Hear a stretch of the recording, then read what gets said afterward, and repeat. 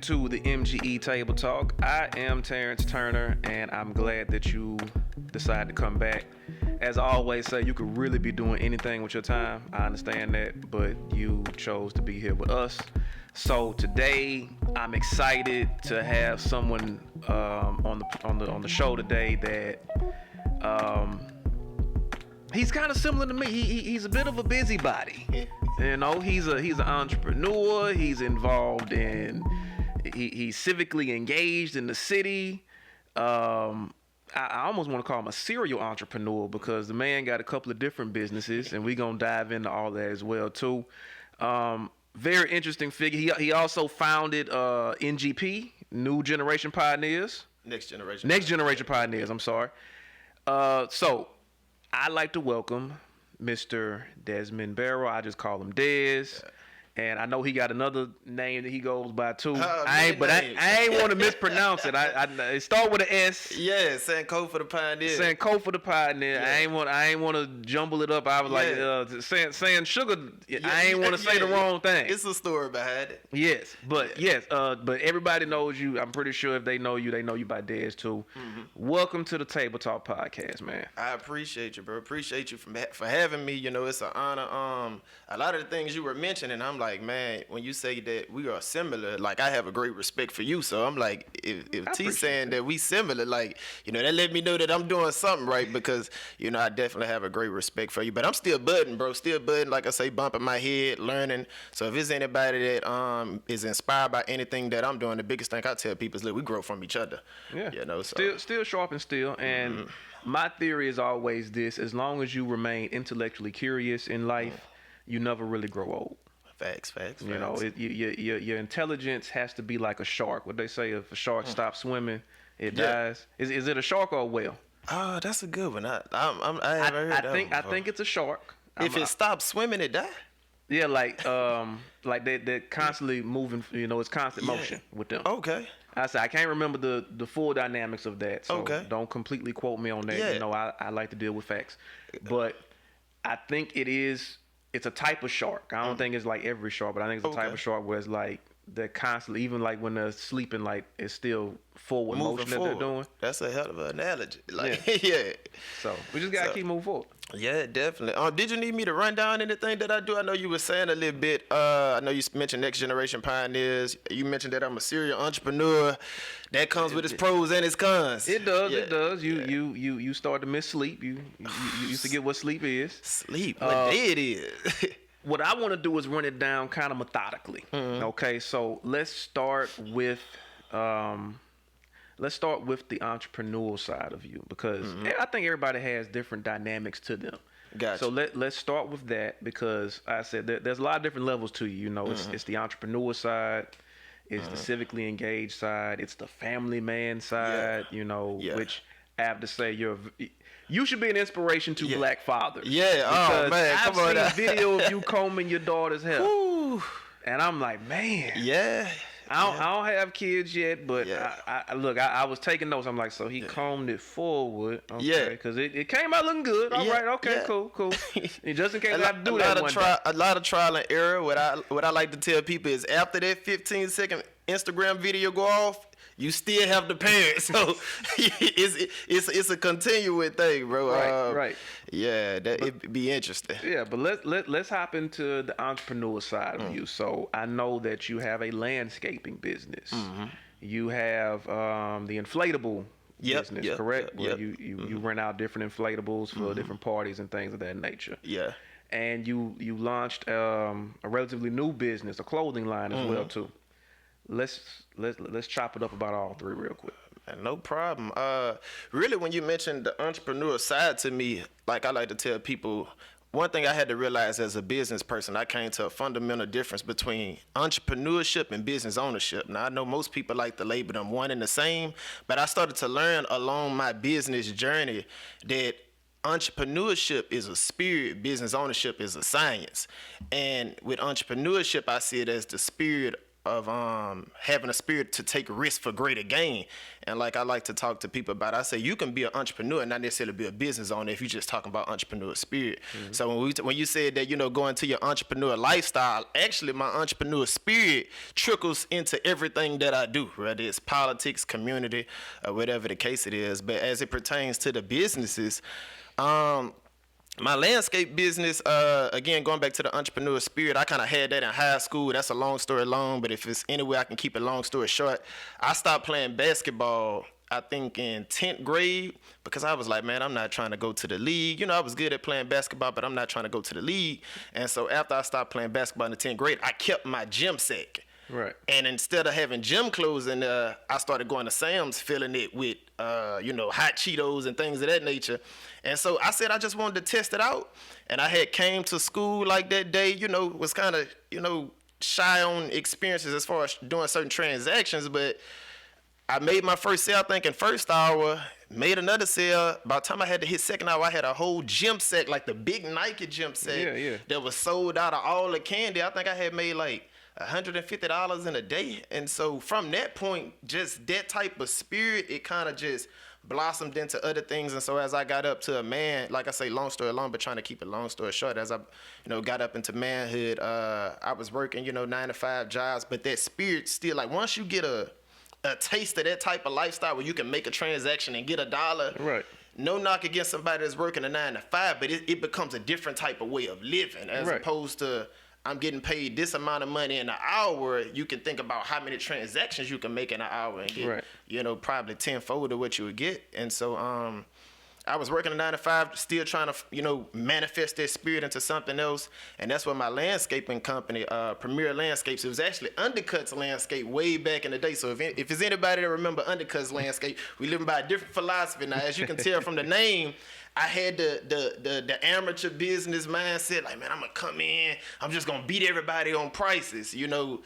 You cannot compete on prices. You can, business-wise, price yourself out of business. So you gotta be able to have certain profit margins. And so with Undercuts Landscaping, we just found ourselves that we were giving quality work for low prices, not making profit margins and pricing ourselves out of business. So we evolved into Premier Landscape. Same company, same great quality. We just, with the name change, psychologically, people kind of take it as such because when you name yourself Undercuts, they expecting the undercut price all the time. Right. And so with my lawn business, started off same entrepreneur journey. I was watching a lot of YouTube videos, listening to Eric Thomas, Robert Kiyosaki, the Les Browns, everybody say, just jump. Mm-hmm. And I jumped. I remember I was working at the bank at the time, and I jumped off the cliff and hit the ground. And I was like, oh, I'm bust up, face bleeding. I'm like, that ain't work out like they said on YouTube. Yeah, so I'm like, I'm going to climb back up the mountain because they say, I must have missed step 2 or something. Yeah, winners, what they say, winners don't quit and quitters never win. So I'm going to climb back up the mountain. Surely it's going to be better the second time I jumped off.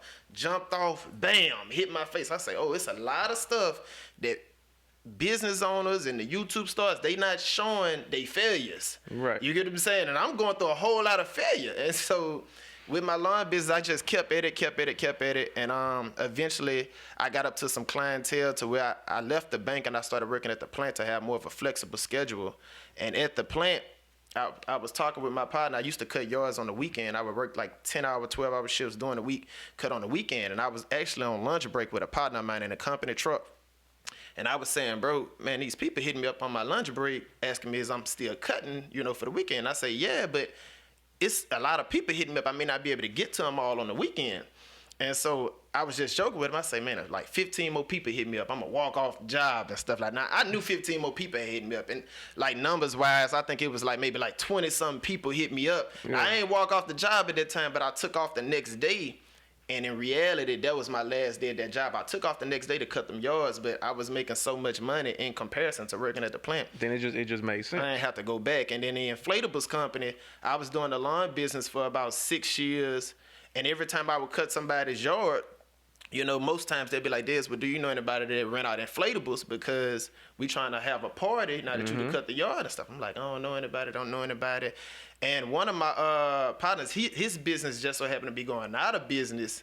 He had an indoors inflatables company. Right. And so I was like, man, you know, I was looking to buy the inflatables from him. I was like, look, I'll buy them from you. He was like, man, look, if that's what you're trying to do, he was like, I'll give them to you and stuff like that. And I was like, I'll just test them out and stuff like that. And so end up getting those inflatables, and the inflatables business just took off. You know how people say they have a job and a side hustle? Yeah. I had a business and a side business. Okay. And now to this day, the inflatables business just took on a whole different life of its own. And as far as the last company, like I call all my companies babies. Anybody that's listening, like if you look at it that way, your expectations can be put more into you know, just being realistic, because like just like if you have a new baby, the baby don't have no money in the beginning, don't have nowhere helping itself. So who pockets the baby gonna be in? Yours. Yeah. Same thing with new businesses. You're gonna have to stay up late with them, get up early with them, just like they babies, until they develop in such a way to where they can at least do for themselves, like teenagers.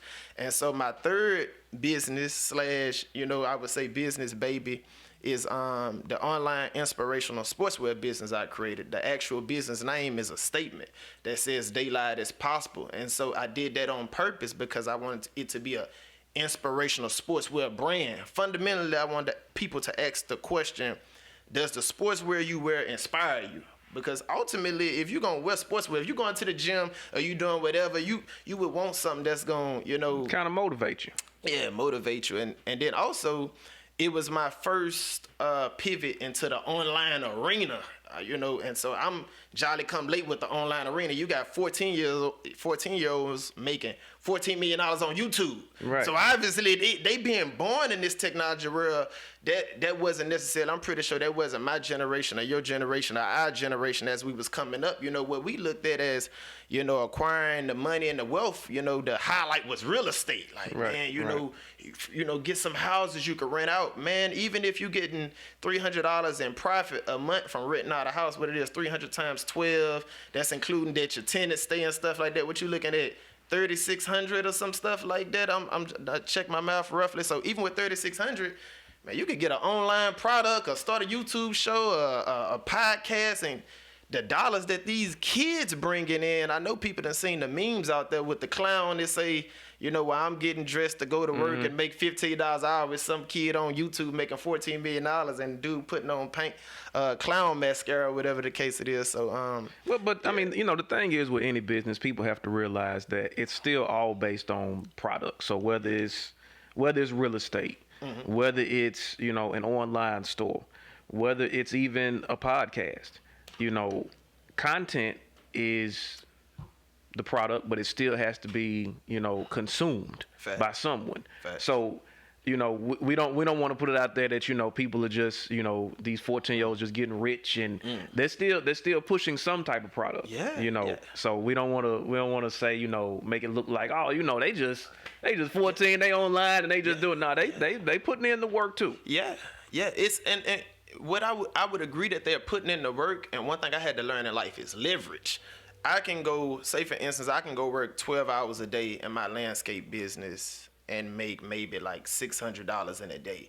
Whereas if I was applying that to an online company, the leverage is different. The ability to scale is completely different. So I'm not taking away that these kids are not putting in the work, but their scalability is just on a whole different lane as opposed to having a physical service-based business. Yeah, but they definitely putting out product, man. These kids, they coming out smarter and smarter. Like I just had my second daughter, you know, she going on 2 months, and she came out with her eyes open. So these kids, they coming out with their eyes open. They coming out already programmed to be able to work the device. So they just taking leverage to a whole nother level. Yeah, they coming out just built different. Yeah. They just built different. Now, so we kind of covered the entrepreneur spirit, the business owner, you know, because we have to make the difference. I love how you did that too, because there is a difference with that. Let's tackle a little bit into next generation pioneers, NGP. Come on now. Which, you know, I do like the pen you have there. You know, very what's the word I'm looking for? Not stoic. Very eye catching. Very eye catching. Tell me a little bit more about next gen, you know, just anybody who's listening, next generation pioneers, NGP. Well, you know, the name NGP, Next Generation Pioneers, originally when I was creating it, the original concept, but before we get to the name, because, you know, you can put a name, but the concept is basically brothers sticking together. You know, as far as why I created it, I was at a very interesting point in my life when I had dropped out of college and I didn't have a car to get a job and a job to keep a car. And I was just at a very depressing point, you know, mentally, spiritually, financially, you know, something similar to which, you know, I'm pretty sure people go through these, you know, just eras in their life where it's like, man, I'm a good person. I know I don't leave out trying to do bad by anybody. Why is it that my life's so hard? Like, I just want to do. So it's one thing if you don't want to do, but it's another thing if you want to do and there's no platform to engage you in to do it. Like, you can have all the energy in the world, you still need a socket or some type of platform to jumpstart you to go where you want to go. And I just remember, like, that was just a very low time. And I remember telling myself it was two things I was going to do. Some people, when, you know, life is on top of them, you know, they cry and they kind of retreat. And I understand that it's like fight or flight response. Mm-hmm. You know, I'm kind of structured that, you know, I may shed a tear, but it's out of frustration and anger. Like, if you see me crying, the fight coming after that. Right. And so I told myself two things when I was at that low point. I was unemployed for a long period of time. I say, not only is I'm gonna get out of this, but I'm gonna document me getting out of this. And I was really just writing it on printing paper. And I said, in case I ever fell back in this state, I have some type of some kind of reference. Document that I personally, this wasn't from me reading personal success books. I was only applying principles that I was learning in the mud, per se. I said I would be able to look at that document and show myself if I ever fell back, how I would get back up out of it. I had probably got to this much in printing paper that I had wrote notes on to, and I was like, Des, man, you should turn this into a book. And that's actually where the book I wrote came from. It was never intended. See, I didn't even know you wrote a book now. Now look, you just slipped that in there. We talking about the businesses, and here you are, you a whole author. It's two things that came out of where I was. A book came out of that, and I told myself it wasn't originally meant to be a book. It was just a way for me to go back and look at my own notes, and it just evolved into me writing a book and giving it to other people. So it was kind of like a manifesto. What you mean by that? When you were writing it was kind of like your personal, as you were documenting it, it was kind of like a manifesto. And so it was more so for me. But then also what I promised myself was I was going to create something to where I didn't want any other individual to have to go through that type of process again, where they want to do something with themselves, but there was no platform to engage them. Like a lot of people don't need a hand out, they need a hand up. Correct. And so in most other ethnic groups, whether you Asian, you Arab, Italian, or whatever the case is, there's a support group there to where, when a child is coming up, they can connect them to the uncle or to the cousin. The village. Yeah, and they have that in my community, the Black African American community. Our platform, the village, it doesn't have that, I guess, that cohesiveness. It's been sort of diluted over the years. Yes, I can agree on that. And that's where the birth of the concept where NGP came about, because I was like, I didn't want another brother to go through what I went through. And so I remember talking to my partner in Glen Oaks. I said, man, I don't know what we gonna call it, but I say the basic concept is we gonna stick together, create a platform, and that way as other brothers come in, they can get the necessary nutrients from this to make themselves whole, and they can go do what they need to do. Right. And so that's how NGP came about. I usually tell people, NGP is a community uplift brotherhood. We usually doing one or two things. We either building up the individual or we doing something to build up the community, because a lot of people be like, let's go and fix the community, but you can't fix a fragmented community with fragmented individuals. You gotta create whole individuals that will go and create whole communities, and then it's kind of like a recycling type of effect where the whole communities create whole individuals. Now tell me how do you go about fixing the individuals that choose to be a part of NGP? Yeah, well, you got to start with the basics first. It's hard for me to tell you to be positive and think about the community. First law of nature is self-preservation. Is something I learned a long time ago. So the first law of nature is self-preservation. Until we can get you to a point to where you can take care of self, it's kind of hard for you to think on a collective type level. So when you think about basic desires, it's hard for me to tell you to be positive when you don't have no food in your stomach or your refrigerator or no money in your pocket. So the first things we address, because ultimately you want to address the mindset, but if you even remotely interested in NGP, your mindset already going in the right direction. We just need to cultivate it, because if you see opportunity in this, it's like you already have a certain type of mindset.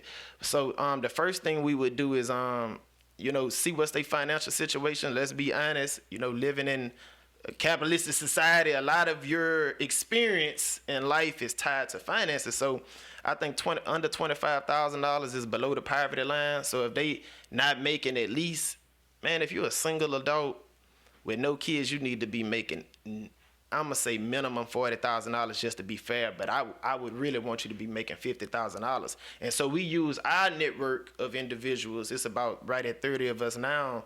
You got different brothers that work at the plant. You got different brothers that own their own businesses. You got different brothers that have other network and stuff like that. So the thing is, us connecting you to be able to get that type of financial opportunity first. And then after that, you'll be able to take care of the basics, like, making sure you got food, making sure you got clothes and things of that nature. So that's like an ABC, what we look to do, anytime any brother come in. Okay. Now, moving from that to pivot to the other mission of NGP, which is building up the community. Yeah. Now, how do you guys go about doing that? Because, like you said, there are different layers of building up a community. Mm-hmm. So, which... in turn, even if you look at the process of what you go through, as far as first, this person wants to be a potential member of NGP, we're going to build this person up. So you're starting with the community of NGP. Mm-hmm. How do you apply that then to the larger community? Good question. Well, before you're talking about uplifting the community, you need to see what's holding the community down. Okay. So again, going back to a key thing, it's a couple key things that's going on with our community. Before we get into the economics, we have to always first talk about the mindset, and it's two windows into the mind. It's sight and it's sound. So it's what our community sees and what they hear that condition the mindset. So as far as what NGP does, number one, just by us sticking together and the things we do, and people see us on social media in person, sometimes we may be casual, sometimes we may have a blazer on and be dressed up with the pen and things of that nature, but that gives our people a different type of vision, to help condition their mind that, like, they say, well, black people don't like to work together. Well, these guys working together fine. You know what I'm saying? They say, well, all they want to do is sag their pants and be thugs. Like, none of them sagging their pants and stuff like that. So, number one, that gives them some conditioning, mentally, to just see us work together in a spirit of harmony. Usually anytime we talking about anything on any type of platform, trying to spit some stuff that's going to nourish the mind. So that helps again. But as far as like the tangible things that we do to uplift the community, going back into economics, they say, well, day is an interesting way to put it, because the shirt actually says daylight is possible. That's another long story long. It's always a day. Yeah, it's always it's always these nameless, faceless day. And so to speak on the day within our community, sometimes the day will even be, our own black people. They say, well, black people never work together. We don't support each other. Okay. And so even with other people that come into our communities, other ethnic groups and stuff like that, a fundamental issue that we have, whether black people are supporting each other, other businesses are coming in, we fundamentally have an economic cash flow problem in the community, where these communities wouldn't look like they was dying if the dollars were just reinvested back into the community. So for example, if I have a chicken wing store and I'm dropping the chicken wing store in the hood and I'm making $100,000 a month, and I'm kicking that back out to my family who can be wherever, and I'm not pouring anything back into this community, you can post something back into the community. Like, you can sponsor a community cleanup. You can sponsor a scholarship. You can put benches in certain areas. It's a whole list of things you can do that you don't necessarily have to put a dollar in somebody's hand that can reinvest back into the community, which I would think in turn would make your business look better and you would get more dollars with your business. So in NGP, one of the initiatives... Are we talking about the blue store? Oh, man. We talking about the blue store? The blue store, the green store. How many stores they got? Because I often look at businesses like that. Yeah. That, are not of the community that they're in. Yeah. But they immensely profit from that community. Mm-hmm. And I mean, even Brown gave turkeys away on Thanksgiving. Yeah.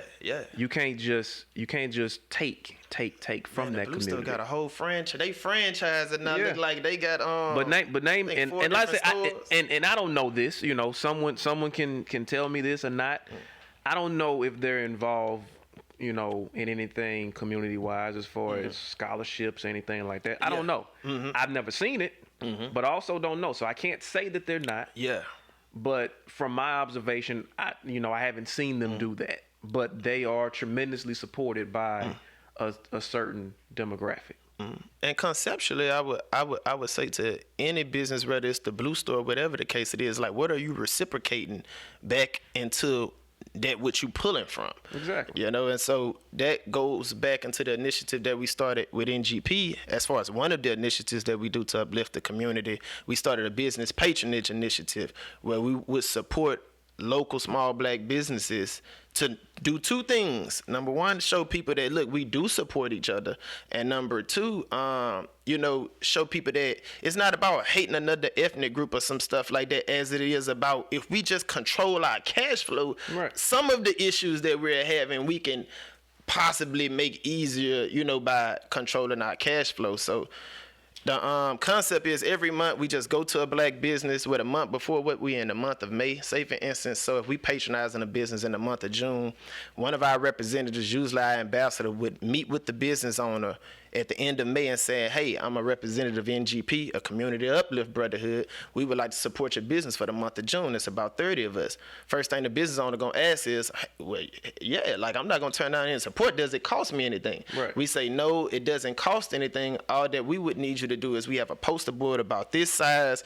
It has some pictures of some stuff we did in the community, and it has a list of names with a line above each name. The poster board doesn't have any contact information, no email, no phone number. We're not trying to sell anything. The purpose of you putting this poster board up for the month that we patronizing your business is because each brother is going to be required to come in and support your business at least one time during that month. And as they come in and buy something, say for instance you own a burger shop, they come in and buy a burger or some fries, they go and sign next to their name on the poster board. And as the month progresses, you'll see more signatures start to accumulate on the board. So as the business owner, you're like, hey, these guys are really coming in and supporting as they should. And everybody's goal is to do it by the end of the month.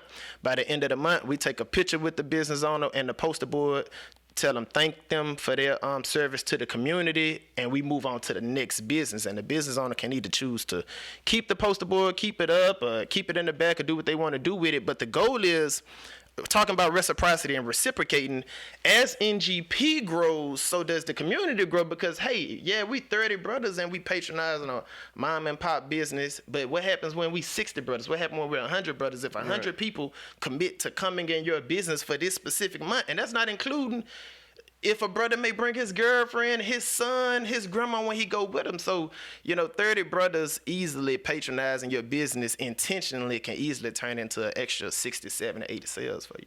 And what it does too, it could also open up the door for, return profits for that business, because you may go there just as part of the initiative for that month.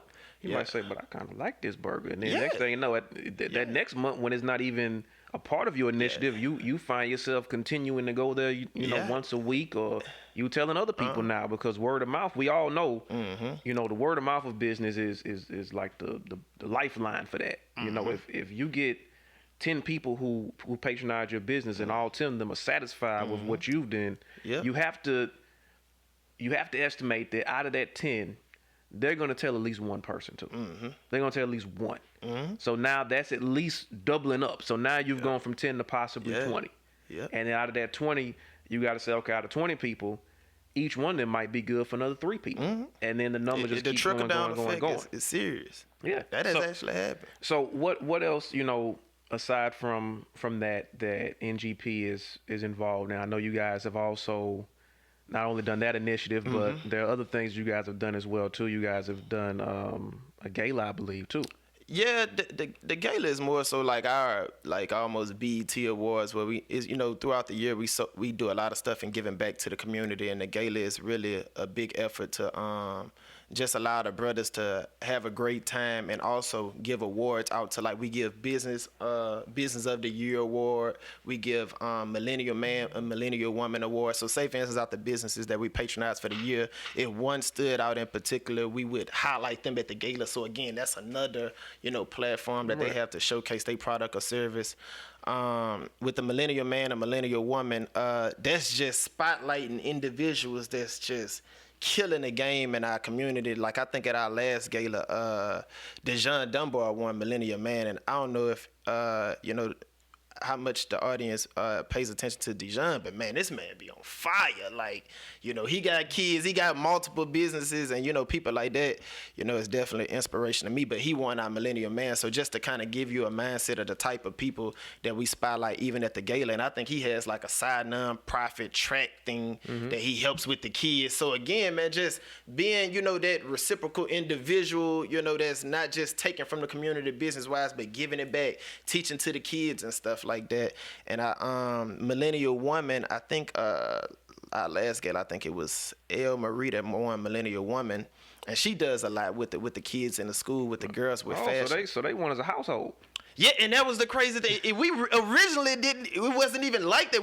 I think we was looking at them completely different. And it just so happened to be that they both, were at the same house. I say, so that's kind of how it turned out. That was interesting. And so besides the gala, we do political advocacy, by NGP itself not being a nonprofit. It's simply a brotherhood. We do have that, that liberty to go and voice our opinions on certain matters, because, if you structure certain things in a nonprofit, you can't just use your nonprofits cannot endorse and so any kind of campaign. But the crazy thing is, NGP, we actually started a nonprofit called Community Pioneering, where we're trying to develop housing. We're not trying, but we are in the process of developing housing, and so definitely stay tuned for that. Just impactful things that we can do for the community. But as far as the brotherhood, the network, the guys that get together and chill and stuff like that, we also do political advocacy. So for example, I think maybe this probably been 4 years ago, maybe longer than that. But a good example as far as political advocacy is anything that affects our community in an adverse way, we would go and speak against. So for example, 5 years ago,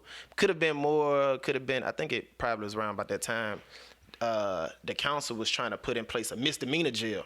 Okay. And so, again, most times if you're not able to pay your ticket, you ain't got the money. So now you're going to put me in jail because I'm not paying the ticket. So now I'm going to lose my job. I really ain't going to have the money. And that's just a snowball effect. Yeah. That's just something, systematically that don't make no sense for our parish and our demographic, and they just ability to have disposable income.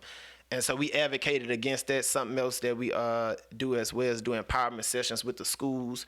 Last we partnered with it was Madison Prep, where they gave us their so-called troubled youth, and they put them all in the room, and they let, a few of us, the guys from the brotherhood, come in and speak to the youth. And the good thing about that is, I know, a lot of people like to talk about the youth in such a way like, man, they just not getting it together. They got a lot of potential. It's just the language barrier and the communication barrier or gap. You usually got very elderly people that come from a older generation trying to articulate their concepts into the young generation. They speak two different languages. And so our generation is kind of like that middle ground where it's like, I'm old enough, you respect me, but I'm young enough to where I still can relate to the stuff you doing. You get what I'm saying? And so we just gonna speak, more frank to them. It's not as poetic like, oh, you just want to be positive. We give some real frank talk. But now you brought up the barriers between older and younger generations. Yeah. And for me, this is just my observation. In the last maybe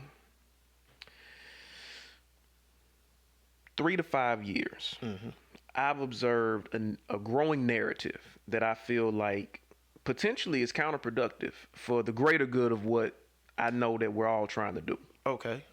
That narrative seems to be a generational one. Explain that for me a little bit. More and more, like I'm seeing more people, whether it's the younger generation or younger people who are, active in the community. Mm-hmm.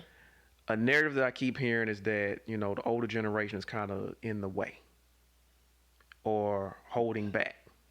Yes, it's some truth to that. I can't blanket statement across it, but I would agree to some measure of that.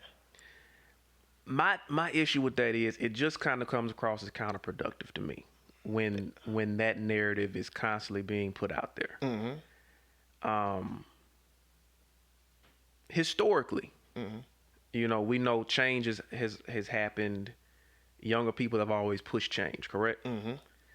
But is what we're looking at now, is it more about age or is it more about qualifications? Like, are we looking at it from the perspective of maybe the older generation isn't looking at it from an age thing, but more of a qualification thing? You saying that the older generation is looking at it more from a qualification type? I'm asking, are we looking at it from all sides? Like, if the argument from our generation and younger is the older generation is kind of holding us back, they kind of they're occupying a space that we should kind of move into now. Is it because maybe they don't perceive qualifications trying to occupy the space now? Is that a perception that we've honestly looked at? I would say, T, that I would agree what you're saying. It can be counterproductive to us as a whole, but a lot of times you have to have some type of leadership. Leadership is always important, and usually when you have good leaders, they able to step back from the micro and kind of look at the macro to see, number one, what was the root cause of the problem. A lot of the arguments that we have, whether this generation or that generation, is due to a breakdown in a chain line. It used to be like almost like a chain line. What I would mean is, say for instance, with my daughter and her friends, even if I had a son and his friends, they're going to know of me as they're coming up. And so I'm going to be pouring into them. And so as I'm conditioning them to be able to assume whatever position, whether it's mine or some other person's, whether in the educational system, the business system, or the religious sector, whatever the case it is, they have a lot of respect for me because I was pouring into them. And so as they raised up, you know, they're qualified and they have a respect. So it's not the blame game or whatever the case it is. And I would understand fundamentally that chain line had been severed for the most part, because as our generation came up, the way we came in, like, it was weird. It was like we met a lot of these men when we became men, and that's not to say I'm not blanket statement it, because they have a lot of great elderly men that I respect for the work that they do, but they have a lot of them too that would be honest and say, look, we dropped the ball when it came to raising our generation. And so it's kind of like, if you want the respect, you know, you had to have some type of relationship. Now, that's not saying that the respect shouldn't be given, but I think on both sides at this point, you know, we just need to be a little bit more tolerant based off the situation that we in. Yeah. I'm gonna read a quote to you. Give me a second. Yeah.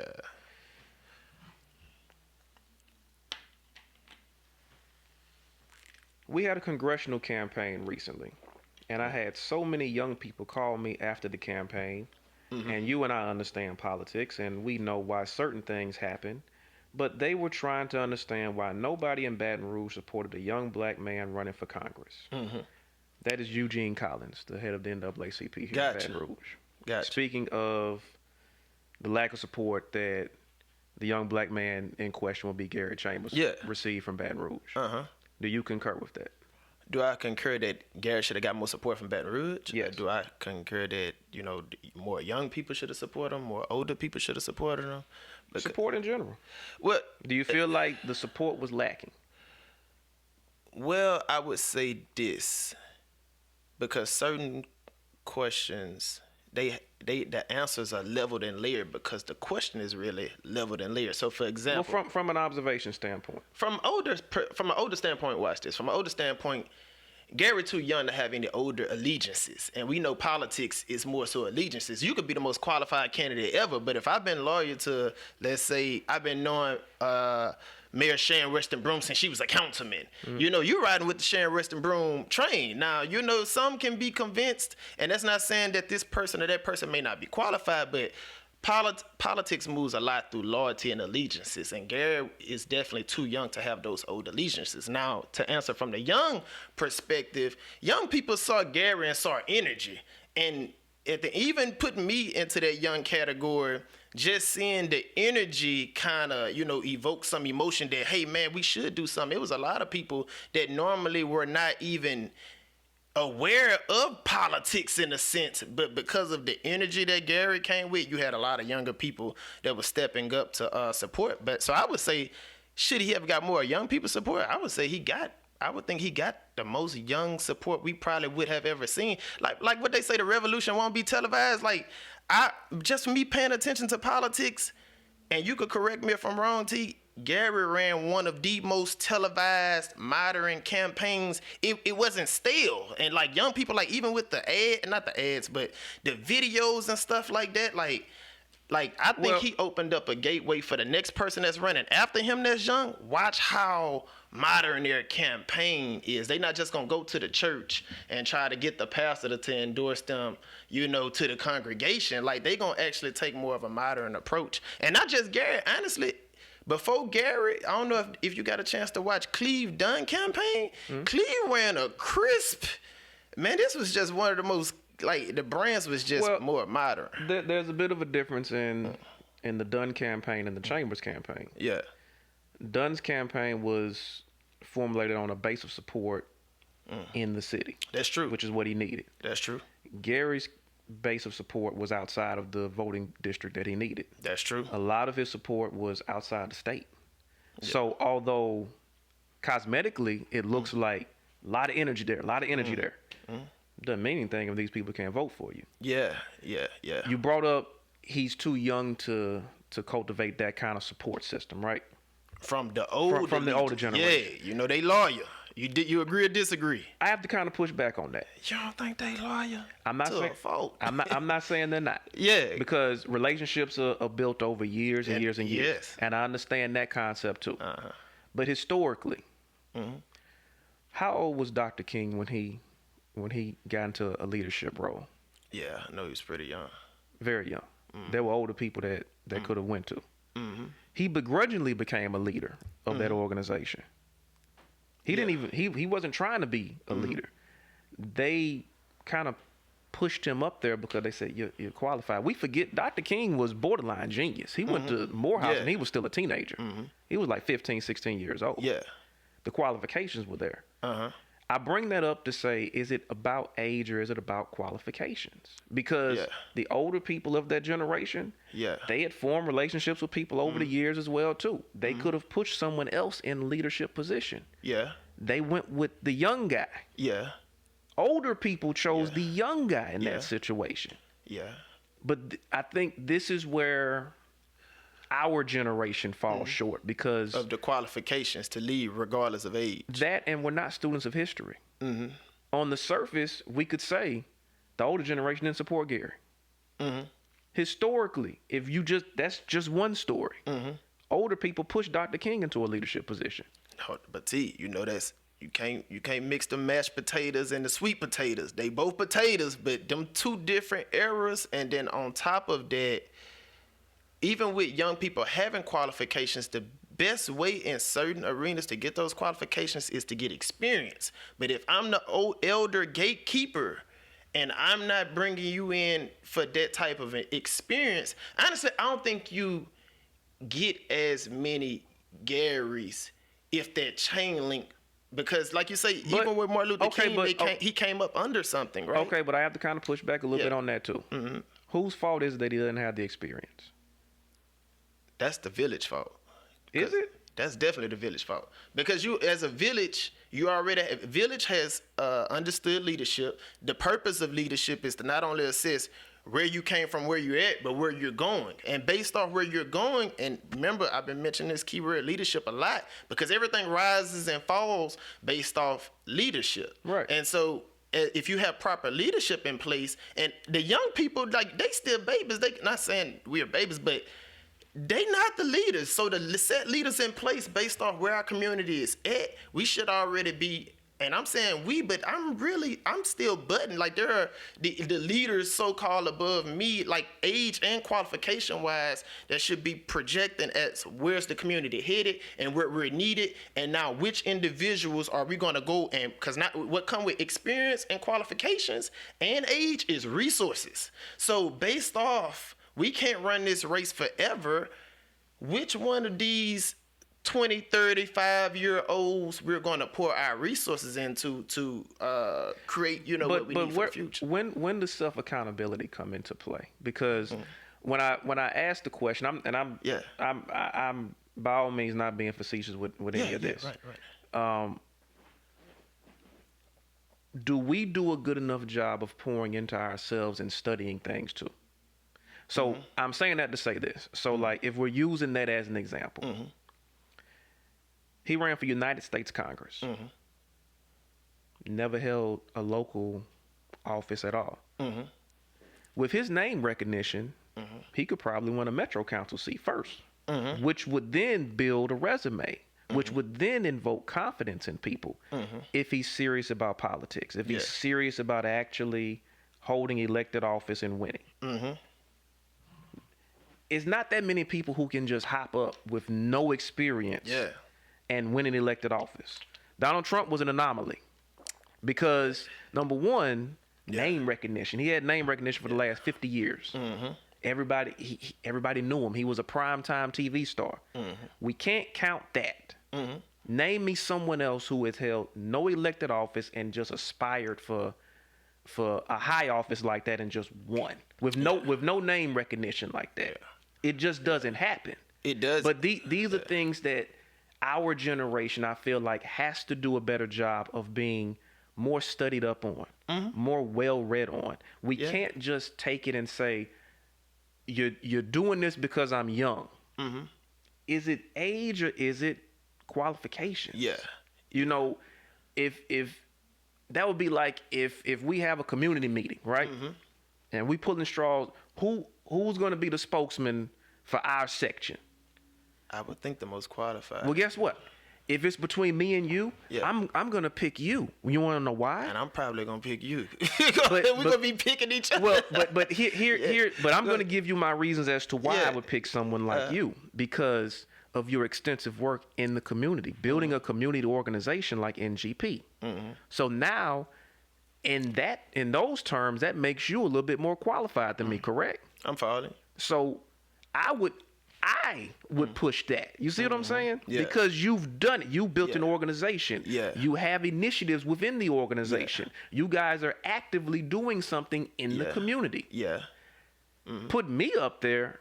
Yes, I got business experience. I have organization experience, but I've not built NGP. I haven't built something like that. Gotcha. You did. You're more qualified to go speak on our behalf. Gotcha.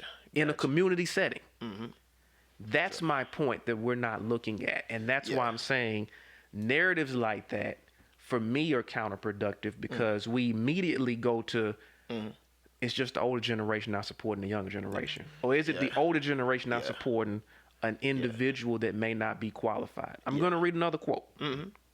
Yeah, that's interesting. That's interesting, Z. I would think individuals like us are the solution too. That kind of stand in that gap. We have to be, because but as you even said earlier when we were talking, even before we even started filming, we talked about mindsets, early mindsets. For me, that generational divide that's being pushed, that type of narrative that's being pushed from our generation, is counterproductive, because it's a mindset. It almost has a hint of entitlement. And when I say entitlement, I'm saying it in terms of me and you are pretty much in the same age group, right? How would you feel, would you celebrate your daughter coming home just getting a participation award? Nah.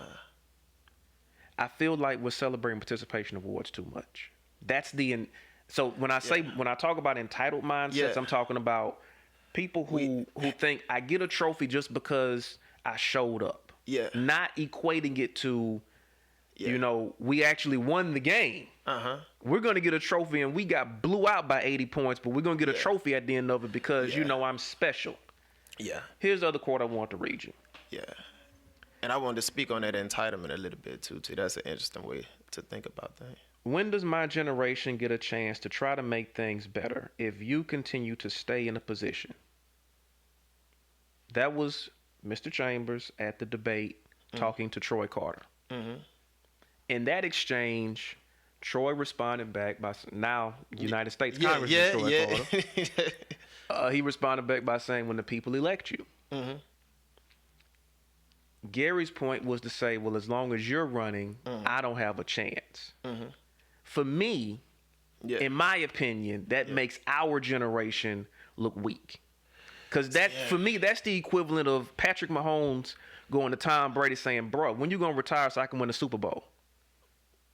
Well, does that make sense to you?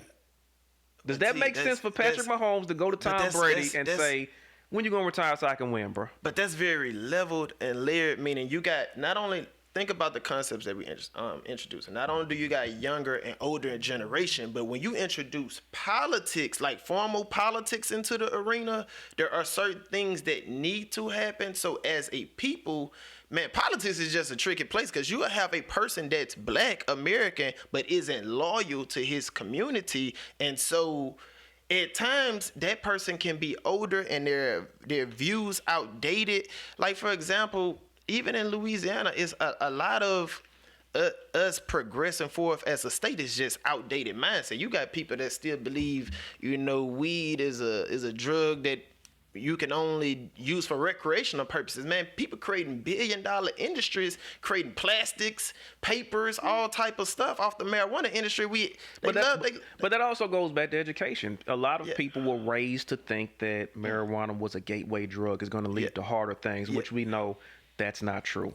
We know that marijuana was made illegal because the paper industry saw a threat to their business because you can derive paper from hemp. You can do clothing from hemp, which is a derivative of marijuana.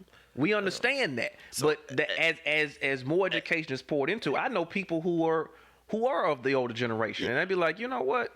Marijuana ain't bad. Why they just legalize it? But when you're a older politician in position, like even you, like at a certain point, as you grow through any arena, industry, career, like these kids, for example, they came into life. Like my daughter came into this life with technology being introduced to her. Right at her fingertips. And so as about time my daughter get 15 and whatever business I have, if I'm not asking her like, well, babe, how do you think we can modernize my business? Because my view of what's modern is limited based off my generation. So if this my view of modern as I age, is this. This my daughter's view of modern as she age. By the time she get 15, she gonna know all the new gadgets and stuff like that. And so it's, you know, it's kind of wise of me, but again, I see me and my daughter as being in the same family, which goes back into what we was talking about, these generations. Which you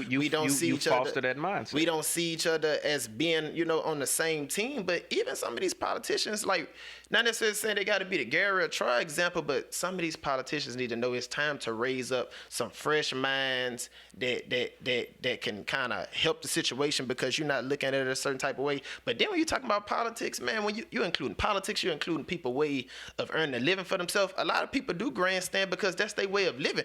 Also, we need to start making politics a job. These people's bread and butter. And so when it becomes a job like that, not saying we don't need to pay them, but when it's tied to your livelihood, like, it's just the law of self-preservation. You're not necessarily going to do what's always in the best interest of the community. You're going to do what's in the best interest of yourself. And I think also you do have people who cling to a position not only for the money, but because this is the only way that they are someone. That's true. That's true. You have to remember, you know, again, it's all about mindsets. You know, you have people who maybe when they were in school, they weren't at the popular lunch table. Yeah. They didn't get invited to the parties. Yeah. And now they have a title, they have a pen, and it's almost like when you go to college and the guy wasn't really about nothing, and he joined a fraternity, and all of a sudden he got his chest stuck out, and he's a different person now. This is kind of that mindset where you have people who have never had anything really tangible to stand on, any real accomplishments. Yeah. And they were fortunate enough to be elected to office. And now this is the only way for them. Some people are like that. Yeah. But again, I think even just in the sense of what we're speaking about as far as the generation, I think part of it is we have to be undeniably qualified as well too. Because when you leave that door open, because again, like I said, and I'm not trying to pick on him. Yeah, but I wanted to use the Gary example too, because the environment and the community Gary came up in, Gary didn't live too far from me, and we didn't know each other at the time. This was way back in the day, years ago. And I was telling an interviewer about the experiences I was having as a man coming up, in the Scotlandville area. And I said, since I've been a child, I watched these streets be tore up. I didn't even know to call it blight. I just knew it was trash and stuff everywhere. There was nothing that inspired me in this environment from the time I was a child that I can remember, let's say 6. And I was like 26. I think I was 26 because my daughter hadn't been born at the time. So this 20 years later, and these streets still look like this. Man, that is an example of failed leadership. Like we could say it wasn't me, it wasn't her, but it was somebody's responsibility that these streets still look, not just, and I'm saying streets, but it can go into anything, that they still 20 years later look like this. And like I was telling the interviewer, when you young, you're ignorant. And ignorance just means you don't know, but you still feel. And I told him, I was like, being in this community, I said it was like being put in a room and having a vacuum suck the air out. I can't say audibly to you what's happening to me, but I know I can feel that I'm suffocating. And then when you're in that type of, physical thing, like the mindset that it created, you become very aggressive. You're going to lash out. That's the environment that I was born in. And so here comes somebody like Gary, and it's not just Gary, it was other people that was outspoken. Gary just, has a stronger method with it. But man, a lot of that time frame where people was trying to say, not just Gary, but they was trying to say, look, we suffocating here. Now you're not about to sit, and then you got leaders of the time that would sit there and look me in my face as a black man and say, well, it wasn't our fault. We really didn't have anything to do with it. Like half of them, some of them would even say, well, it's because of y'all not wanting to do anything with y'all self. See, in my day, man, if my daughter inherited a deteriorating community, I couldn't sit there and look in her eyes and say I had nothing to do with it. And honestly, I can't even fault her for being angry. She was born into a community that she was suffocating in. And so, yeah, Gary may say some things that other people may say some things that the older generation feel like, well, you should have more respect on how you say some things. That I can agree. But remember what I was saying in the beginning of this talk? We got to have both of those people. The older generation, y'all got to be considerate that, look, man, this generation was born into a jacked up economy, was born into a deteriorating community. They suffocate. They was born with lack of leadership because a lot of the generation, they moved either to the better side of town for different reasons. And so this is what you get. You get little, I don't want to say little monsters, but they are born and they raised in hell. And you got to be accountable for that. Like if my kids born and they grow up and they just, I gotta say, well, I could have did a better job. So I would agree with you that we do have to have some self-accountability. But I would also say at the same time, man, the older generation got to be considerate as to what's going on. And I think it's brothers like me and you and other individuals that kind of stand in that middle ground where it's like, hey, look, we had a respect for the elder generation. We know it was some things that y'all was going through we may not see. Let me take the qualifications you got, educate me, and let me speak it in a different language so that they can understand. And I think that's what's bridging that gap. Are we willing to even hear that portion of it too? From the older generation? Yeah. Let me read you one more quote. Go ahead. sometimes that's really the only thing we have left to hold on to. If you don't want to give it to us, if you won't allow us to take it, it's all right. We'll just keep saying good morning day by day. The context of that conversation was from Braylon Hyde. Braylon, come on now. Who's a member of Next Generation Podcast. Yeah. That was taken Braylon, my from brother. the Shallow Thrive podcast in 2018. Yeah. And what he was speaking on in the context of that was older generation, new generation. And he even quoted you as saying that in a meeting, what y'all have to, when he's talking about that's the only thing we have to hold on to is one day these people will just be dead. We're gonna outlive them. That's the narrative that I'm talking about as far as we're not tapping into a resource of wisdom. I agree. I understand aggressive behavior. Anybody on my team can tell you I'm extremely aggressive when it comes to getting something done. But we have to also look at the fact of, but are you qualified to go in the room? I can agree with that. As I told you, I use myself as an example. You know, if we're talking about if it's 50 people in this room with us and we're saying, okay, there's a community meeting going on. Who's best suited to go there? And it comes down to me and you. I'm voting for you because I feel like you're better suited for it. Because your experience, you have experience with that, and I'm going to recognize that. I'm not going to lean on ego and say, this is another feather in my cap. Let me go and, get my name in the paper. It's about, but who's better suited for it? I definitely that's why I'm bringing all these up, and I'm bringing these quotes up because, again, it's a narrative that I feel like we're pushing a certain narrative. Am I letting the old generation off the hook? No, because a lot of people will say we did drop the ball as far as transition, as far as fostering you into it. Beautiful word. Mentoring you into it. I love all three of them. Some of them will say that. But some of it too is we're eager to just get a spot, but we don't know what to do with the spot. It's like a dog chasing a car sometimes. You're talking about the younger generation. Yes. Some of us are like the dog chasing the car. Even if the dog catches the car, he can't drive it. Yeah, man, but that's also the leadership though, T. Like we should already be scouting. Let me say this because it's also about, but how well read are you as an individual? As an individual, I can tell.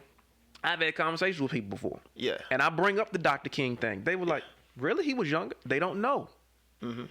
We're not even studying the history so we can have a reference point. You study history because those who don't learn the lessons of the past are doomed to make the same mistakes in the future. I agree. We're so consumed with us now, what we want and why we think we are the best for it. And you may be the best for it if you're qualified for it.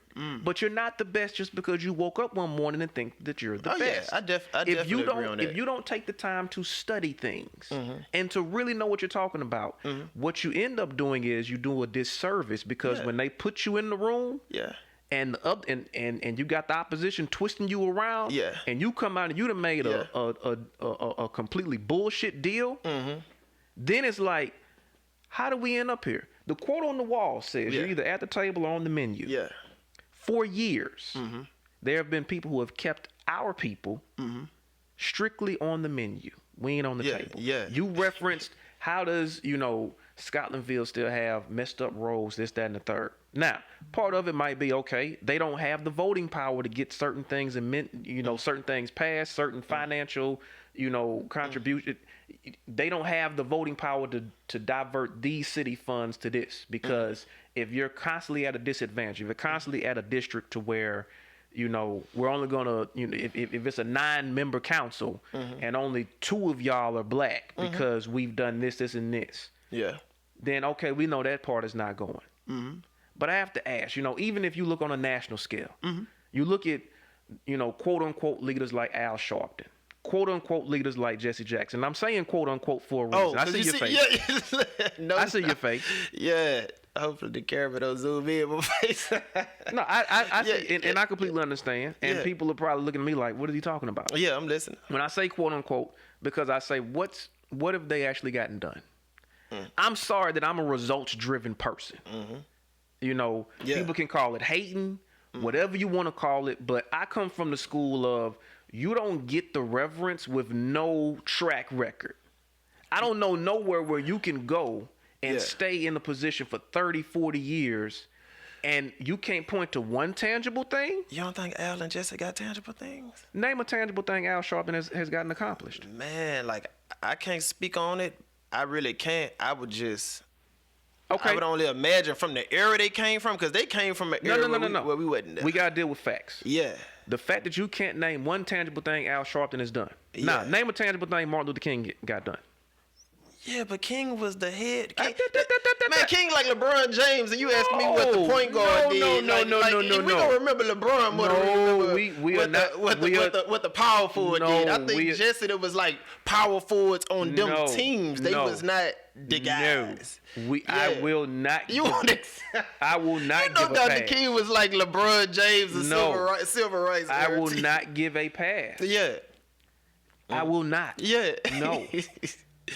Dr. King got Voting Rights Act. Did he not? You don't think people like Jesse them and stuff played their part? Again, name a tangible thing. Man, I can't speak on it. That's my point. I can't speak on it. That is my point. But yet you've been in the public eye for how long? Yeah, they've been. Yet when something happens, who do they call and get a word from? I agree. Now name a tangible thing he's done. Yeah. Name a tangible thing Farrakhan has done. Now hold on, I think that's different. How? A tangible thing.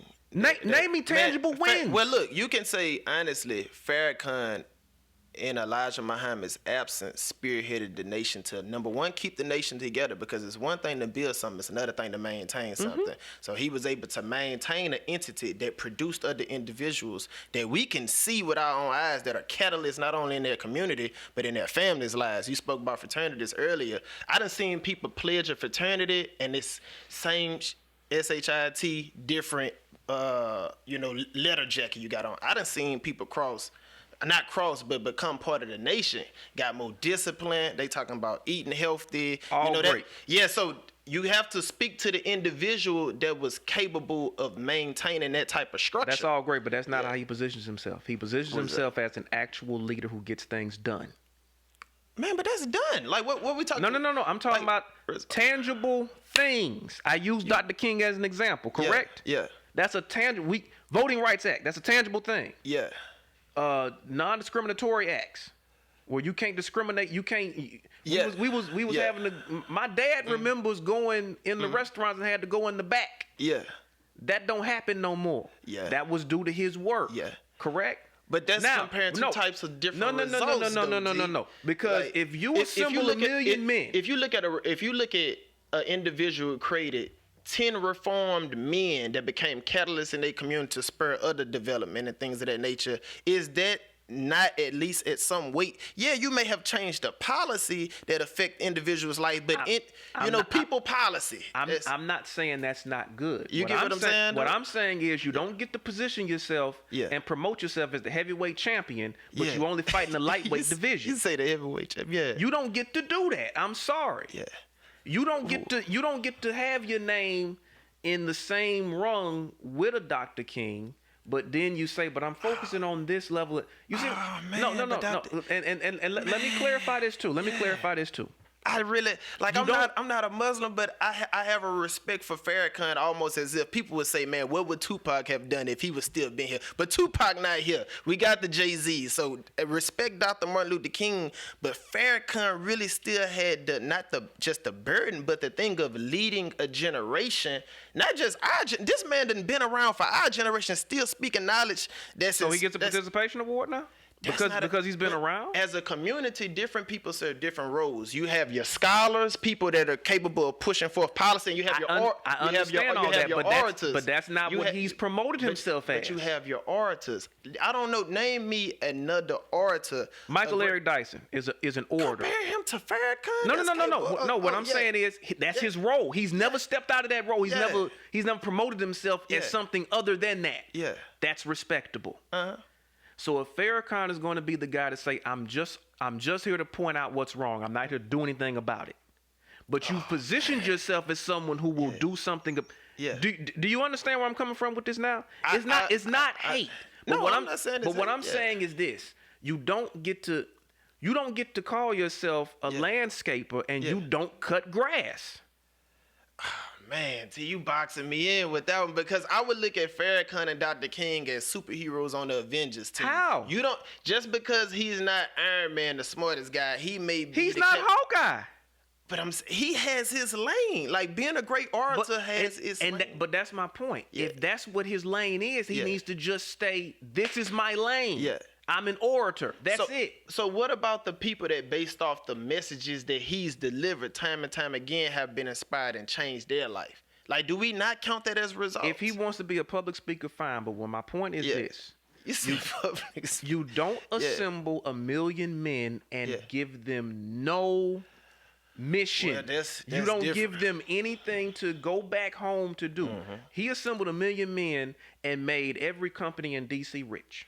Because for the weekend, they had to get hotels, they had to eat, they had to do all that. What was the instructions when they went back home? Everybody went back home, went to work the next day, did they not? Yeah. Did anything change after the Million Man March in 95 or the 20-year anniversary of it?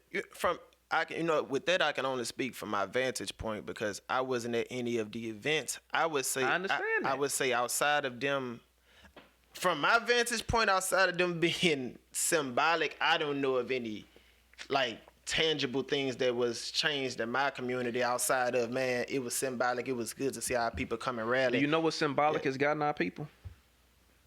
It has its place, T. On the menu. It Oh, kept us man, on the menu. What does symbolism do?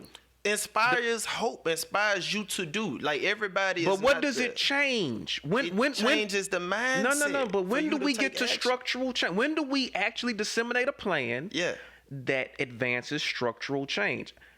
Symbolism is cool. It's a part of it, and I get it. Yeah. I get its place. Yeah. But I can't just eat symbolism. I agree on that. We need some food that sticks to the ribs at this point. Which would be a different person. So what? No, but what my point is this: when I bring up Farrakhan, when I bring up Al Sharpton, when I bring up Jesse Jack, these are people who have been in the light for how long? Decades, half a century. Now, what structural change has happened under that? Because they are billed as black leaders, not black orators, not black public speakers, not I'm just here to talk, leaders. So if your title is leader, what are you leading us to outside of symbolism? The NRA lobbies Congress and Senate and all that, correct? That's how gun laws don't change, right? Yeah. How much money does the National Action Network take in every year? That's Al Sharpton's organization. Why can't we lobby Congress and the Senate to change stand your ground laws and This is my point. If I can figure this out, disagree on that one. I agree with that. if I see the game and what the actual game is, what good does it do if I just show it with symbolism? I understand how things are getting done. He understands how things are getting done, but yet what does he do? He show up in March. And then everybody goes home, and then they get up and they go to work the next day. Nothing changes. We gotta agree to disagree on the results that's being done. I'm sorry that I'm results driven as opposed to symbolism. I get symbolism's place, but I ain't with symbolism. I'm with actual change. I ain't much for symbolism. Don't tell me, well, this person is such a good orator and they're billing themselves as a leader. If you want to be an orator, be an orator. If you're billing yourself as a leader, I expect you to come up with a plan. That may not be the type of leader you are. No. You don't get to. Okay. So you're saying to be a leader, you have to encompass the ability to be a scholar, the ability to be an orator, and the ability to be the person that rallies the people to take action. Because a great leadership is a mindset. Honestly, even with NGP, you mentioned gala earlier. I don't know how to do galas. When it's gala time, there's a brother in NGP, Chris McKinley. He has a Chris McKinley Events and Planning Business.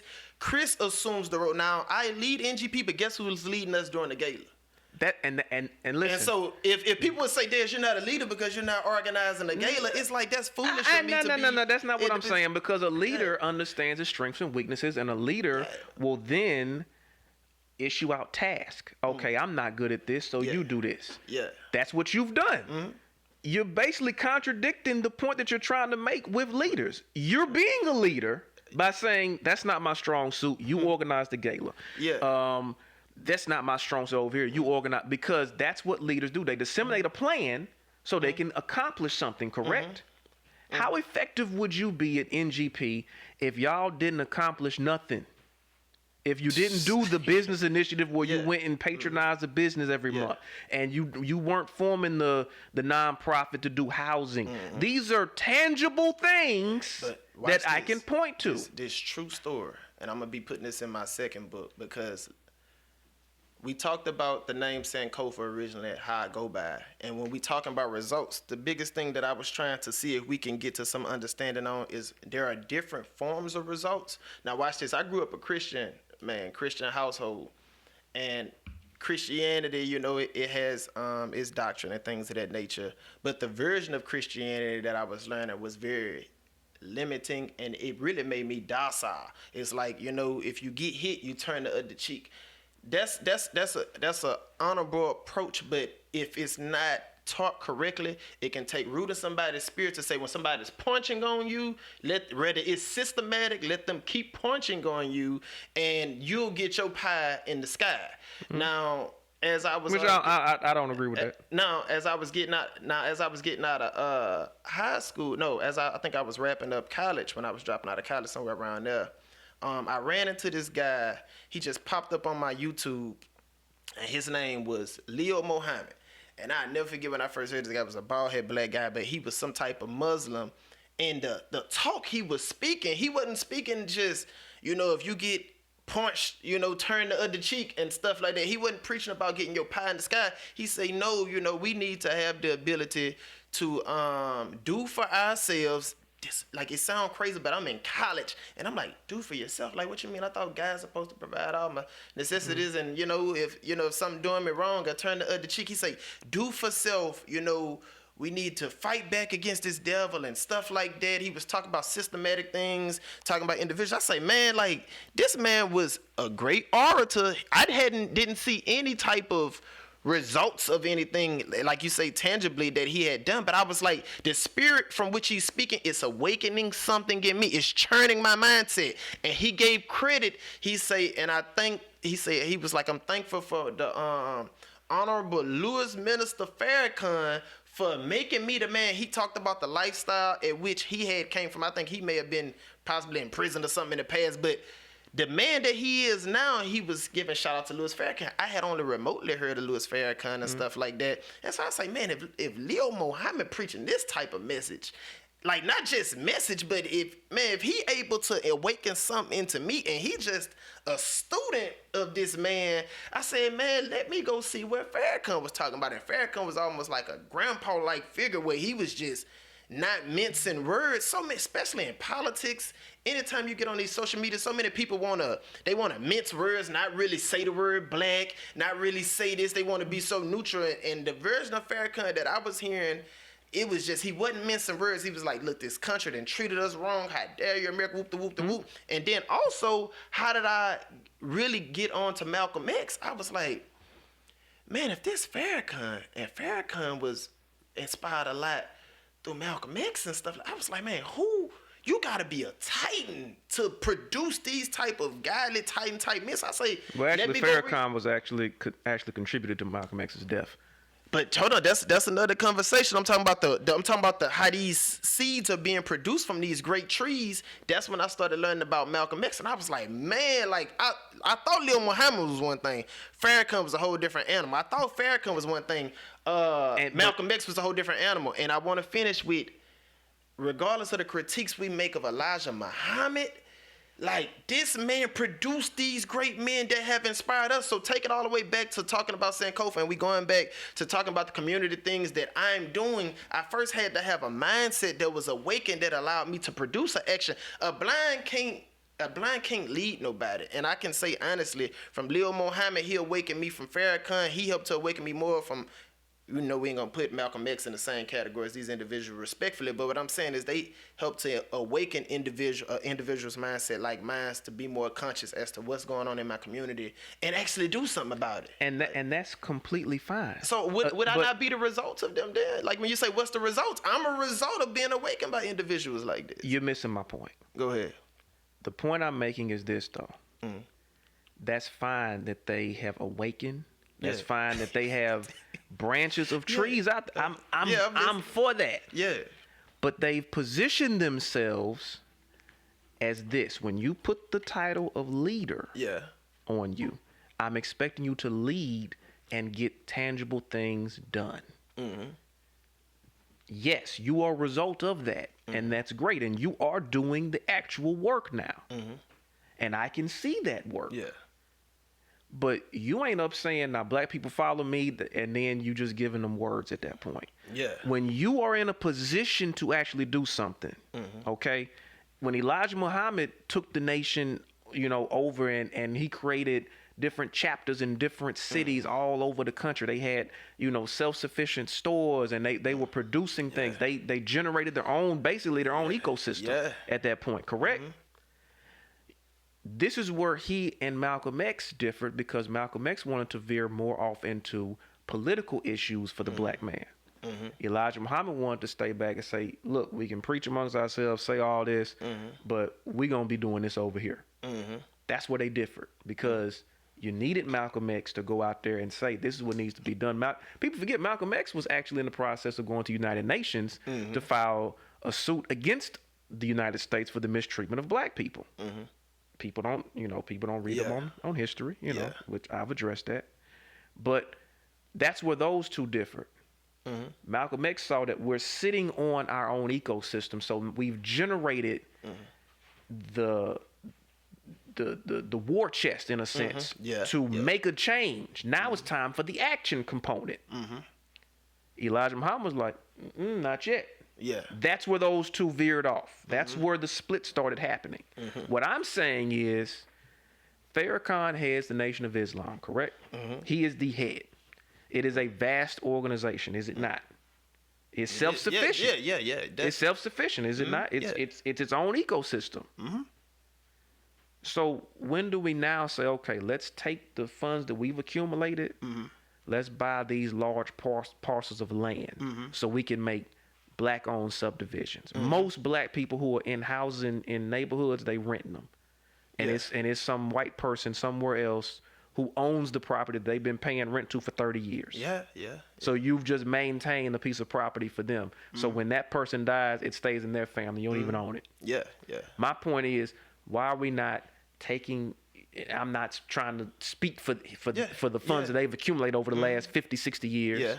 But my point is, if you're in a position to actually affect change, which they are, but they have not, that is my point. That is my criticism. I'm not saying that, words don't matter. I'm not saying that the inspiration behind words are not important. I'm not saying that they don't change mindsets. All of these things are true. Yeah, but you need the results. But what I'm saying is, once you've mastered that component, and now you're in a position to do something different, to actually do action now. When does that happen? So when I just criticized the big three, Farrakhan, Sharpton, and Jackson, when I criticized them, it's because I'm saying, okay, you've got the Rainbow Push Coalition, that's Jesse Jackson. National Action Network, that's Al Sharpton. Nation of Islam, that's Farrakhan. Those three organizations generate how much money a year? But yet, these great questions that you asking, I'm not against the questions. So my point is, like I said, it's not hate towards them, but I feel like if you're in a leadership position, it's time for an audit at this point. Everything has to be audited. So let's audit your leadership books. If just like we do elected officials, every 2 years, 4 years, 6 years, we got to have elections, correct? Because now it's time to audit them books. If you ain't done what your constituency wants, it's another person over here that we could vote for. that we can put in that position. Yeah. That's saying that they talking good over here and they got a plan. Yeah. So it goes back to the age thing. It goes back to the leadership thing. Yeah. That's been an underlying thing. It's got to be. I'm results driven. Yeah. So yes, symbolism, great, important, but symbolism don't stick to your ribs. Yeah. Symbolism is just that. Yeah. It's symbolic. At this point, even when they do marches, it's just symbolic. People forget when they did the marches in the civil rights era, it was number one in conjunction with a boycott. Two, people forget that there was an actual PR firm hired at that time. Why do you think we got all these pictures and video? That wasn't just by accident. They were calling the press because they put America on the world stage. Yeah. While you're talking about democracy and doing all this in other countries, look at how you're treating these citizens. And they are citizens. Yeah. But they're getting taxation without representation, which is the basis of American foundation. Yeah. No taxation without representation. But if you don't have the right to vote, then and I'm making you pay me taxes, is that not taxation without representation? It's worse. Is that not the basis the tax of that? dollars and oppressing so the during people that time, that's paying the tax dollars. So during that time, what if we would have just been satisfied with symbolism? Where would we be at now? I would agree. So that's my point. It's saying, hey, I'm good on the symbolism. We got that part. That's it's almost like you playing level 1 on Super Mario Brothers. You don't never go to level 2, but you've mastered level 1, and you're just gonna keep playing level 1 over and over again. You know I gotta ask you, you done built the stage up for me to ask you this question. Sure. If not them, and I agree with you, they should be audited. Who would you at this point say, is doing something in any type of, I don't want to say similar scale, because obviously if there was a modern nation of Islam, we would know it, but who was even budding to be a leader that you would respect based off your I'm things not, you say they would need to have? I'm not looking for a messiah for that. But somebody got to come to mind. Like, who do you look at as these are modern day great leaders? Nobody. I don't see anybody in that role, and I'm not looking for anyone to fill that role. Yeah. I think the people who we've put on that pedestal are compromised. People forget the United States government pays farmers to not grow crops. Do you think it's unreasonable that they would pay a black leader to not have a good idea? We go all over the world picking other people's leaders. Yeah. Do you think it's not out of the question that our leaders are picked as well too? And why is it that they don't come up with actual tangible solutions to advance us further? Yeah. It's all cosmetic and all symbolic. You don't see where this is going? If I control your leader, I control the masses. If your leader is a puppet and I'm paying them to not have a good idea, where does that leave the masses now? See, that's an interesting question. It leaves you on the menu. You'll never get to the table. So who do I see? No one. Yeah. The only thing I can do is say, if you're in a position, do better. Have some results. Check that order, check. That's it. I do what I can on the scale that I can do it on. And that's what I do. But if you have 1 million people following you and you don't disseminate an actual plan of action that's reasonable, that can really get results done, then what are you? You're either compromised or you're complicit. Your choice. God, dog, man, that's some black and white terms. I would say I would recommend you get on the team. You know, you don't necessarily have to be compromised or complicit within it, I would say. But I would say, you know, like you spoke about earlier, knowing your strengths, knowing your weaknesses. At the end of the day, Iron Man couldn't lead the Avengers. As smart as he was the smartest one on the team. Mm-hmm. You needed Captain America. Captain America wasn't the strongest one on the team. That was Hulk. You had Thor, who was a guide. But different people, I would say, played their different roles. So if you... For example, you're a person with 1 million followers or some stuff like that. Which is why he wasn't Captain Iron Man. He never gave himself the title of captain, did he? Yeah. So that's my point too. You said these leaders coming out here, they one thing and they saying that they this thing. You can't say you're the heavyweight champion and you only fight the lightweight division. Yeah. I'm results driven. Mm-hmm. And you being in business, you're results driven too. Yeah. And civically, whether you want to admit it or not right now, you're results driven on that too. And you're looking for someone to give results. Whether you say it publicly or not, I know by you being a businessman, you're looking at, okay, what results can they do though? Oh yeah, definitely. And then when this is over with, I'm sure, knowing the mind that you have, you're going to be looking up a lot of people and seeing what their track record is. Oh, facts. And I can tell you this, the track record is going to be slim. And you're going to be disappointed. Shh. Hopefully not, BT, man. But I'm a man that look, if I don't see it, we going to build it, man. But you give me hope. Because, like I said, with you, I see someone who is a genuine figure. I see someone who genuinely wants to make change in the community. Yeah. And you've proven that by doing what a lot of these people do not, which is actually building an organization from the ground up with a complete mission. You know, if you even mention quote unquote advocates that live in Baton Rouge, what organization have they built to further advance what they're saying? Or is it just about the individual? Yeah.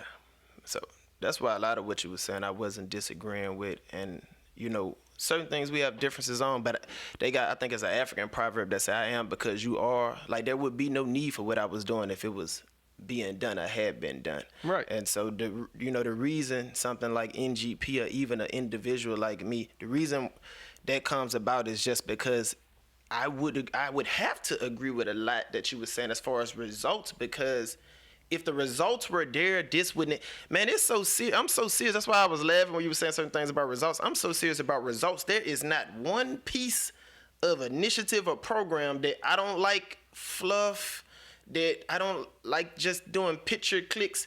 If it has to be something of substance that makes a meaningful change either in the individual's life or the community life. So you can ask me this, how many programs or initiatives does NGP do? Only the productive ones.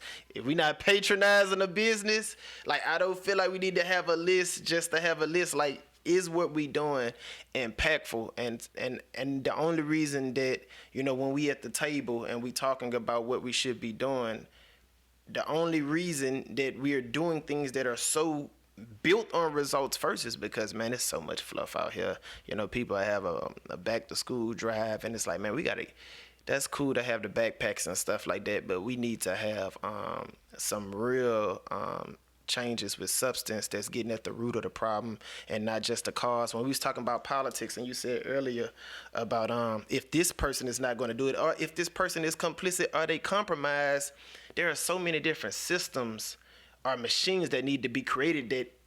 And when you was talking about the knowledge and the qualifications that the older generation got, it's like, man,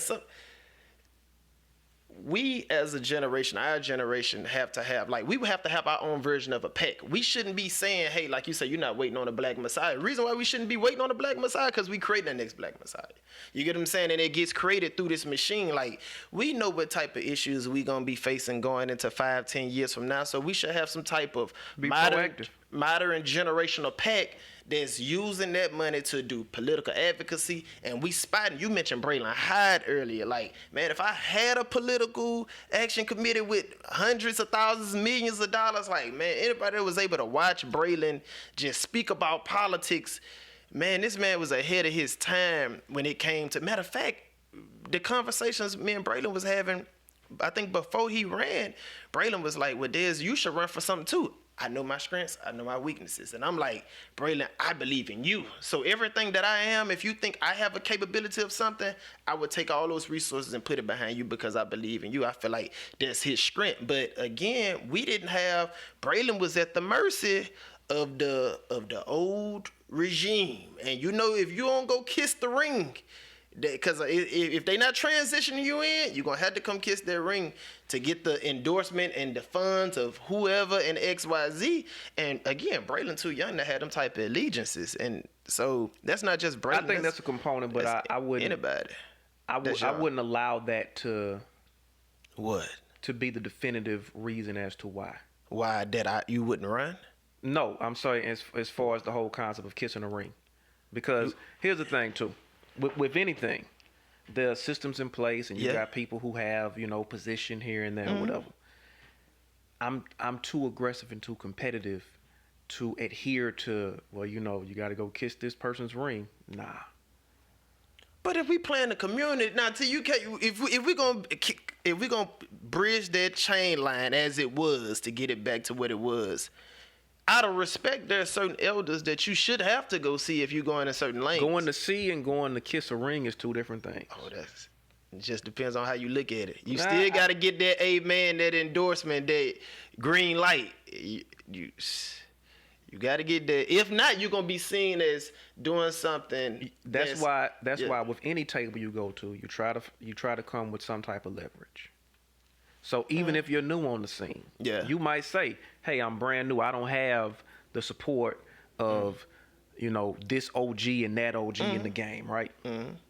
But this is what I have, and I'm going to articulate that to them so they understand that, I don't have you, and you will, your support will thrust me forward even more. But I'm letting you know I'm coming in with this support right here. I got this, this, and this. I agree. That's what we need to do as a generation. And I think the older generation is looking at, do you know how to play the game yet? They don't. I don't think any of them are looking to just dominate. I think they're looking at, but when you come to the table with me, do you have the chips? Do you have the nuts to come to this? If you can't deal with me at the table, how you gonna deal with the op? Man, that's why I say it's a training session. These are some layered and level topics, T, because the older generation, and I said at the beginning, I'm not blanket just on a blanket statement on all older elders, because there are a lot that I respect. But if we gonna take some of the I guess the veil off the day, if you talking about political leaders, even in Baton Rouge, how did they get qualified? A lot of these people came through almost like regimes. Like when you look at you had Sharon Rustin Broom, Regina Barrow, Ronnie Edwards, and right with Miss Ronnie Edwards, you had Tyra Banks. It's like these are not you have these things in place. So it's like, well, that's just like Sharon Rustin Broom saying, well, somebody that was. When I say regime, I'm not talking about form, but that was within her network saying, that was younger than her, saying, but are you qualified for it? How is she going to be qualified, Sharon, if you're not grooming her? And Sharon done groomed a lot of people. You get what I'm saying? And so if we take that and we put it on a bigger scale for the generational gap, if you're saying that this person isn't qualified, why aren't they qualified to do the job of the community? Okay, I get that. Okay, and you mentioned someone like a Tyra Banks, right? Mm-hmm. Tyra's somebody who's very inquisitive. Mm-hmm. She's going to make herself available. Mm-hmm. She's going to, almost be a nuisance if she needs to be to get it done, to learn so that she is qualified. That goes back to self-accountability, though. So maybe she's not in the clique. Yeah. But she's going to force herself in so she can learn what the clique knows. Yeah. So now you have no choice but to say, hey, you know what? They qualified. Yeah. Self-accountability as well, too. That's a strong suit. Now, I'm not taking away self-accountability. You hear what I'm saying? I said, same broken record, I say we both have things that we have to be considerate about the elder generation and the younger generation. If we gonna bring that chain link, a line, it has to be reconnected. The older generation, and I said this from the beginning, is same broken record, because this is something that I, genuinely believe in. The older generation got to be considerate that, hey, it's almost like these kids grew up without a father, metaphorically speaking, in the community. Not only did they grow up without a father in the community, they grew up suffocating. So you have to be considerate to understand they are going to be angry. They may be disrespectful, but that's where your tolerance comes in, to at least give them some time to calm down. Like I talk to some of these youngsters when they want to work with my landscape business, some of the youngsters that's coming into NGP, before I talk over them, I try to see what I can relate to. Mm-hmm. And I'm like, before I talk over you, I'm like, let me at least get into what you in, and let me see, like, why you so angry. But not being taking self-accountability off the table. As a younger generation too, I said we are ignorant, and if you gotta first have a certain type of mindset to understand you don't know something, because if you just coming in, if you never drove let's just say you never drove a fighter jet, and you saying I'm gonna hop in the cockpit to drive it, like, you gotta be like literally mentally retarded. I'm not talking about from a funny way, I'm talking about like physically. Mm-hmm. You gotta be off mentally, because nobody that hasn't done something before just hops into it and be like, I'm going to drive this. You first thing you're gonna say is, I don't know what I don't know, so you're ignorant. Our generation has a lot of ignorance in it. And so we have passion. When you have passion with no ignorance, you just go off in all type of directions. So we do need the wisdom and the guidance and the qualifications of the older people. But remember, I was saying too, when you come up in an environment that you're suffocating in, you ignorant, but you also angry, and you looking for somebody to lash out at. So just like how they need tolerance and to be considerate, our generation need to realize, hey, look, they was dealing with a lot of stuff that we didn't have to deal with. Like, you ain't got to worry about nobody running around trying to lynch you like that. We do still have some rare occasions, but it's a lot of stuff that they was going through, psychologically and stuff like that we have to be considerate of. Does that say that they shouldn't be accountable for dropping the ball? No, but be considerate. That's what individuals like us come in the middle to be that bridge. Like, look, I'm gonna hold this together and let's get this stuff back going. Because what I won't disagree with you about is it counterproductive? It is counterproductive, and I am a results type person, and I know we both need each other, because y'all can't run the race forever, and y'all can't run the race ignorant. When I say y'all, we are part of this team, so that's how I would say that it would come together. That's actually a good place to leave. Man, I done ran out of Fiji water. We might need to get a sponsorship. Fiji water ain't never been this good to me. I don't know. Different waters have different tastes, but I never really liked real crisp. I never really. We ain't gonna sit up here and do a whole Fiji commercial, no. Yeah, I never really like that. Yeah. Hey, Des, man, I appreciate you coming through. We gotta do this again. Man, invite me. Look, I like the pushback you be giving, and you. I thoroughly enjoyed this, man. About your topics. I thoroughly enjoyed the exchange, the conversation, man. And look, me and you always say this every time we see each other. Man, we got to get together, go grab a drink. Yeah. We had a drink of water. Look, we had a drink. We got to do this again. No, I thoroughly enjoyed it, man. Yeah, appreciate it. Look, have me on anytime. Like, and you did a great job of just pulling certain things up out of me. So, any way I could support, definitely bring me on. And hopefully next time I come back, I have more results. That's cool. All we be talking about. And look, next time you come back, I'm gonna get you a bigger bottle of Fiji. Oh man, let's go. Hey, I appreciate y'all watching, listening, and remember, you either at the table or you're on the menu. We out.